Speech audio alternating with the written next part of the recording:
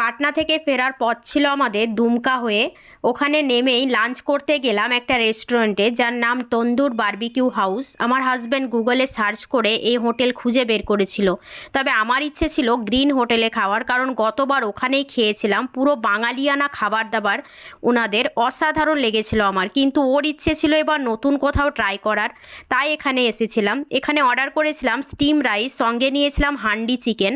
ভাতগুলো ছিল বাসমতি রাইস, আর হান্ডি চিকেনটার মধ্যে 4টে পিস ছিল বড় বড়, তার মধ্যে একটা লেগ পিসও ছিল। অসাধারণ খেতে। আর যেটা নিয়েছিলাম এটা ভালো লাগার পর, সেটা হচ্ছে চিকেন বাটার মশলা। এখানেও ছিল বড় বড় দুটো চিকেনের পিস, আর গ্রেভি পুরো ক্রিমি, কিন্তু একটাই অসুবিধে যে সাংঘাতিক গরম। এতটাই গরম যে খেতে ভীষণ অসুবিধে হচ্ছিল। আমি তো গ্রেভিতে হাতই দিতে পারছিলাম না, হাত পুরো জ্বলে যাচ্ছিল।